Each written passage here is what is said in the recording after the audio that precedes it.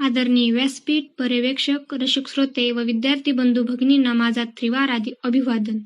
मी श्वेता वसंत डोके आपणा पुढे विषय मांडत आहे स्त्री भ्रूण हत्या.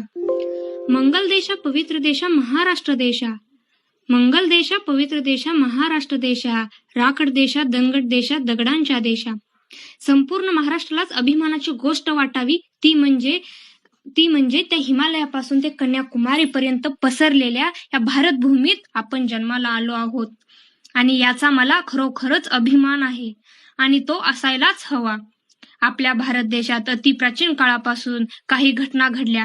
अनेक सुवर्ण अक्षरांनी अशा इतिहासाला जन्म देणाऱ्या भारत देशात आपला समाज अनेक समस्यांना सामोरे जात आहे आणि त्यातलीच एक समस्या म्हणजे ती स्त्री भ्रूण हत्या.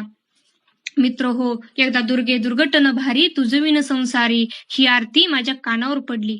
अर्थातच ते नवरात्रीचे दिवस होते, त्यामुळे ती आरती चालू होती. तसं पाहायला गेलं तर ती देवी सुद्धा एक स्त्रीच आहे ना, मग तिला काय एवढा मान सन्मान दिला जातो.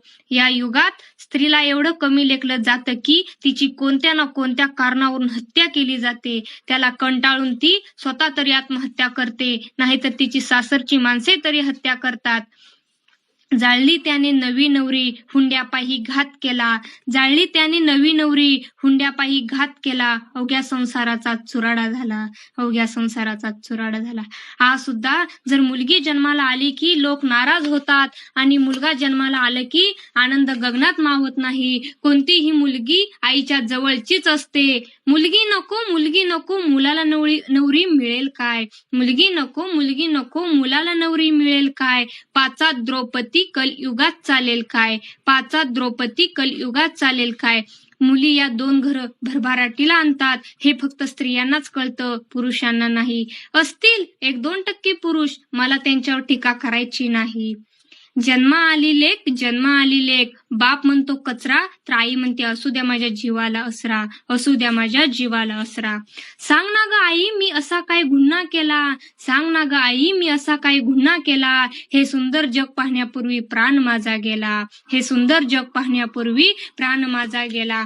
मानले की मुलगा वंशाचा दिवा आहे, म्हणून त्याला डोक्यावर घेणाऱ्या व्यक्तीला सुद्धा कळणार नाही की तो वंशाचा दिवा कुठे टेंबा लावेल काय माहित.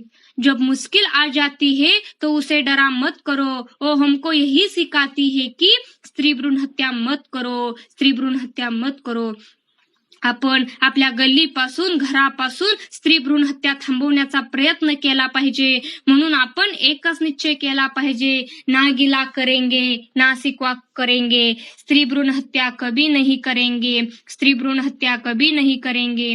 मी आहे मुलगी, मी आहे मुलगी, ओरडून ओरडून तुम्हाला गोष्ट सांगते एक, मलाही लागते तुमच्यासारखी भूक. मला मारू नका, मलाही शाळा शिकायची खूप, शाळा माझी सोडू नका. मलाही आहेत माझे विचार, त्याचा करा तुम्ही विचार. आपण सारे एक समान, नाही मोठा कोणी लहान. म्हणून म्हणते मुलगी मुलगा भेद नका करू, समान संधी देणे सोडू नका. मुलीच्या लग्नात वर पक्षाला हुंडा द्यावा लागतो, हुंड्याची देवघेव आजही समाजात सुरू आहे. हुंडा लागतो मोठा म्हणून माझ्या जन्माचा तुम्हाला त्रास वाटतो का. आईच्या अंतकरणातील अपत्य प्राप्तीच्या आनंदाचा मायेचा झरा असा कधी आटतो का. एका गर्भस्थ मुलीचे हे प्रश्न अस्वस्थ करणारे आहेत.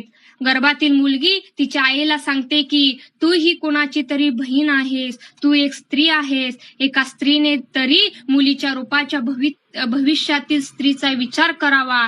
काल परवापर्यंत जिथे तू होतीस तिथेच आज मी उभी आहे, याचा तरी विचार कर.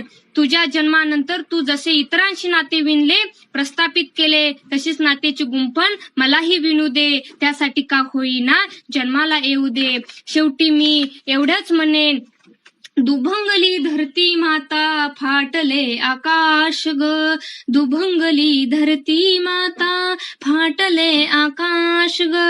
कधी संपणार नारी तुझा वनवास ग, कधी संपणार नारी तुझा वनवास ग. एवढे बोलून मी माझे 2 शब्द संपवते. जय हिंद, जय महाराष्ट्र.